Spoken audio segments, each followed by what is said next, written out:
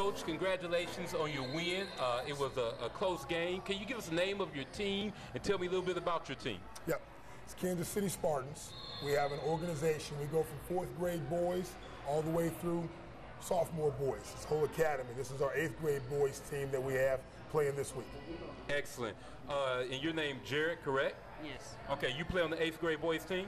Yes, I do. Okay, tell me a little bit about the game you all just played. It was a very close game, and what's your thoughts of the game? Well, it was a close game, and we played as hard as we could, and we ended the game on top. Excellent, excellent. Coach, a question. I had a concern when I was watching the game. I said, wow, Coach has 6 players in a tournament of this magnitude, coming out with a victory with just 6 players. How do you coach young boys in the 8th grade to play an entire game to minimize their fouls but still be aggressive and play defense with only 6 guys? Well, that's something we've had to work with throughout even the whole summer, because the kids are playing baseball, now we have kids playing football and lacrosse and everything else, to where we don't have our whole team a lot of weekends. So our guys are pretty much used to it, even from the summer, of not having everybody in every tournament.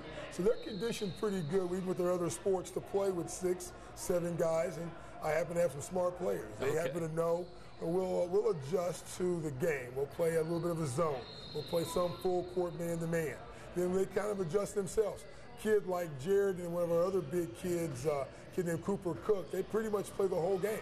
And they kind of know how to pace themselves for the whole game. So my subs come from my other players, but 2 or 3 of these kids, they don't get a break too often.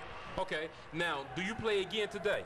No, we're done today. What's nice is a tournament like this, we only have 1 game per day, right, which gives them a chance to get their legs back. Okay, because as long as you're winning. that's what I was going to ask Jared here.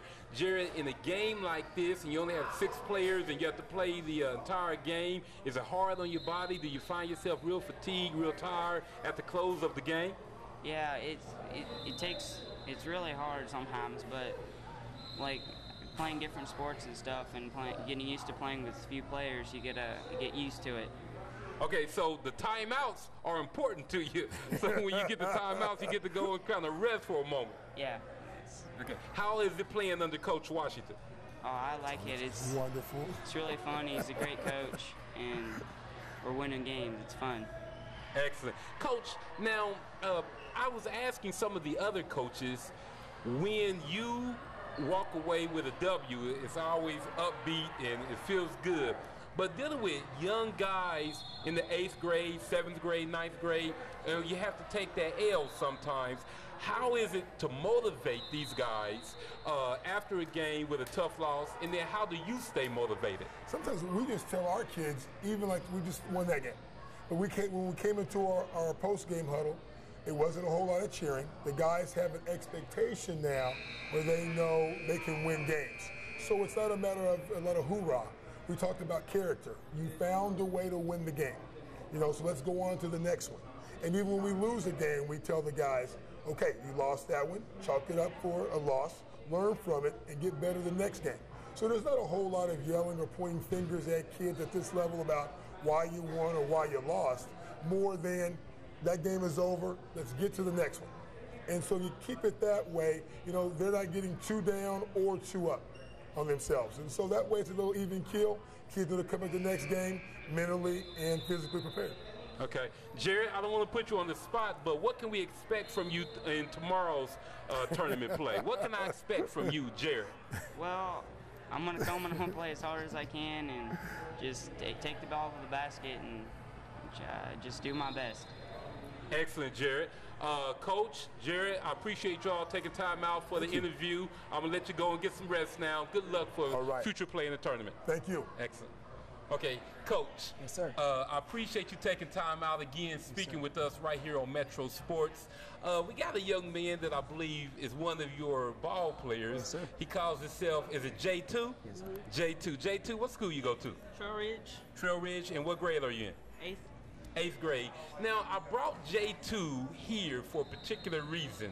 I want to talk a little bit about influences. Okay. J2, can you turn around? If I cameraman, Drew, put your head up just a little bit. Drew, can you focus in on that haircut design there?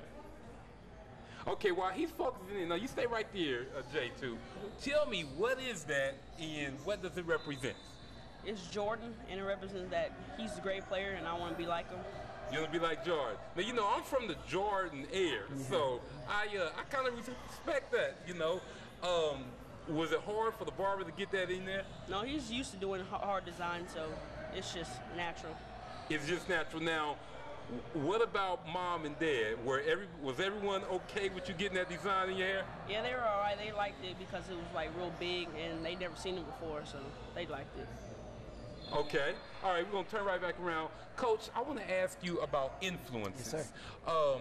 A lot of these young men are influenced from the LeBron James and Yes, the sir. Kobe Bryants of today's basketball world. Yes, sir. I grew up under, first and foremost, Dr. J, Yeah. Julius Erving, and then came, are you familiar with Dr. J, Julius Erving? Okay. Then came Michael Jordan and Magic Johnson. Is the influences that our youth are faced with, how does that affect them?